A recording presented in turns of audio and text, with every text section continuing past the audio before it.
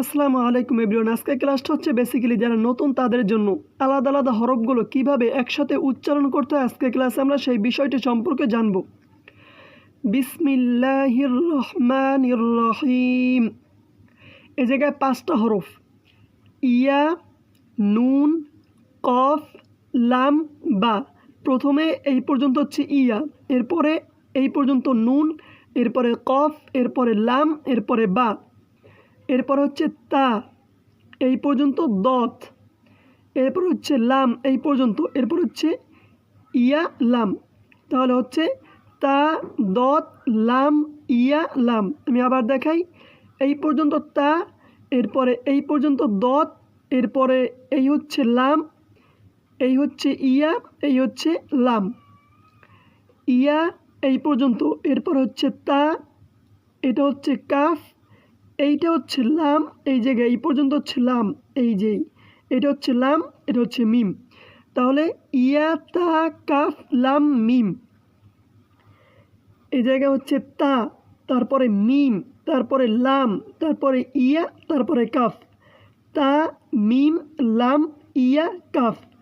এই পর্যন্ত তা, এই পর্যন্ত মিম, এই পর্যন্ত লাম, এরপরে হচ্ছে এটার নিচে 2টা নুক্তা নিয়ে এটা হচ্ছে ইয়া, এরপরে কাফ, মিম এই পর্যন্ত, এরপরে আরেকটা মিম, তাহলে হচ্ছে মিম মিম। তারপরে এটা হচ্ছে তা, এরপরে হা, এরপরে নুন, মিম মিম তা হা নুন। এটা হচ্ছে লাম, এরপরে ফা, এই পর্যন্ত সিন, এরপরে কফ, এরপরে এই পর্যন্ত ইয়া, এরপরে নুন। লাম, ফা, সিন, কফ, ইয়া, নুন। এই পর্যন্ত হচ্ছে ইয়া, এরপরে নুন। প্রথমে কিন্তু ইয়ার নোক্তা আগে, নুনের নোক্তা না। প্রথমে ইয়া, তারপরে নুন, তারপরে ফা, তারপরে আইন, কাফ, মিম। ইয়া, নুন, ফা, আইন, কাফ, মিম। এরপর হচ্ছে ইয়া প্রথমে, তারপরে সিন, তারপরে তা, তারপর হচ্ছে ইয়া, তারপর কফ, তারপর নুন। ইয়া, সিন, তা, ইয়া, কফ, নুন। ইনশাল্লাহ এই ক্লাসটা যদি সুন্দরভাবে করতে পারেন তাহলে হরফ চিনতে আপনার কোনো সমস্যা হবে না ইনশাল্লাহ। লাম, লাম, মিম। এই প্রথম হচ্ছে এই একটা লাম, এরপরে আরেকটা লাম, এই লাম, লাম, এই পর্যন্ত হচ্ছে মিম। লাম, লাম, মিম, এরপর হচ্ছে তা, এরপরে কফ, ইয়া, নুন। লাম, লাম, মিম, তা, কফ, ইয়া, নুন। এইটা হচ্ছে নুন, এটার উপরের অংশটা হচ্ছে নুন, এরপরে জিম, আগে কিন্তু নুন, তারপর হচ্ছে জিম। কেননা এই জায়গা থেকে আপনার রেখাটা শুরু হয়েছে, এই জায়গা থেকে যায় নাই। প্রথমে নুন, তারপরে জিম, আইন, লাম, এই পর্যন্ত হচ্ছে আইন, এই থেকে এই পর্যন্ত, এই পর্যন্ত হচ্ছে লাম, এরপরে হা, এরপরে মিম, এরপরে আলিফ। নুন, জিম, আইন, লাম, হা, মিম, আলিফ।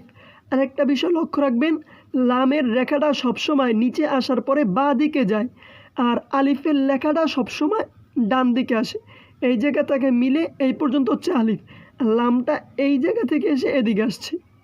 তারপর হচ্ছে লাম, লাম, আইন, লাম, মিম, ইয়া, নুন। প্রথমে এই লাম, তারপরে লাম, তারপরে এটা হচ্ছে আইন, এরপর হচ্ছে লাম, আবার এই একটা লাম, এরপরে এই থেকে নিয়ে এটা হচ্ছে মিম, তারপরে এটা হচ্ছে ইয়া, তারপরে নুন।